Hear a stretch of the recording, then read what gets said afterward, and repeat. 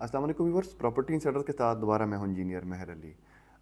अभी रिसेंट में अगर आपने देखा होगा, पिछले जो अभी इस थोड़ा सा चेंजिंग हुई है कि अभी उन्होंने टाइम लैप्स ख़त्म कर दिया एफबीआर ने। इससे पहले एक टाइम लैप्स चल रही थी कि अगर आप 4 साल की प्रॉपर्टी के बाद अगर आप प्रॉपर्टी सेल करते हैं तो आपको जो है वो गेन टैक्स या आपका जो एफबीआर का टैक्स है वो माफ़ हो जाता है।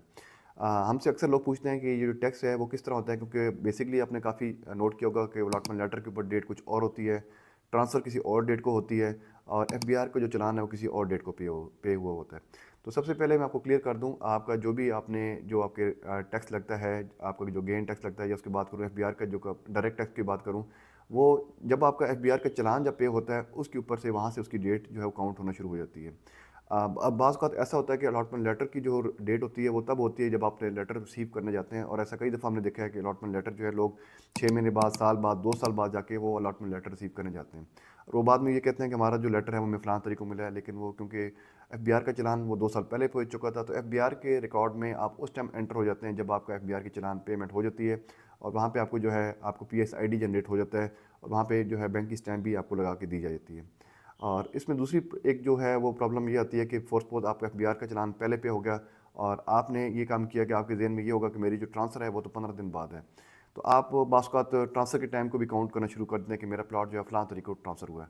अब बाज़ औक़ात ऐसा होता है कि एफबीआर के चालान पे होने के बाद, या तकरीबन जो आपके ड्यूज़ पे होने के बाद तकरीबन 6 माह तक वो जो है वो वैलिड होता है, आप उसके ऊपर ट्रांसफ़र ले सकते हैं। और नॉर्मली यही होता है कि उसके अंदर हफ़्ता 10 दिन के अंदर, 2 हफ़्ते के अंदर आपके जो है वो चालान के बाद, पेमेंट के बाद आपकी वो ट्रांसफ़र हो जाती है। लेकिन आपको एक चीज़ मैं वेरी क्लियर कर दूँ कि इसमें आपके जो एफबीआर के चालान जिस दिन से आप डेट वो पे हुए होंगे, जिस दिन से आपका पीएसआईडी जनरेट हुआ होगा, वहाँ से आपका जो है वो टाइम काउंट हो जाएगा। चाहे उसमें से अगर आपका जो है वो 1 दिन का भी फ़र्क हो, लेकिन जो आपके ऊपर जो चालान की पेमेंट हो गई है, उस चीज़ को आप कंसिडर करेंगे। नेक्स्ट टाइम हो सकता है कि नेक्स्ट इसमें ये भी पॉसिबिलिटी है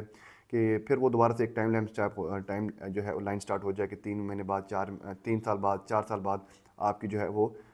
गेन माफ़ होना शुरू हो जाए। तो इस चीज़ को नोट करें, और इंशाल्लाह प्रॉपर्टी सेटर्स के यूट्यूब ऑफिशियल चैनल को लाइक करें हमारे लिए, हमें कमेंट करें, और इससे हमें जो भी आपके डिफरेंट जो सेक्शंस हैं, सवाल हैं रियल एस्टेट के वाले से, तो हमसे इनबॉक्स करें, इंशाल्लाह आपकी भरपूर कोशिश करेंगे।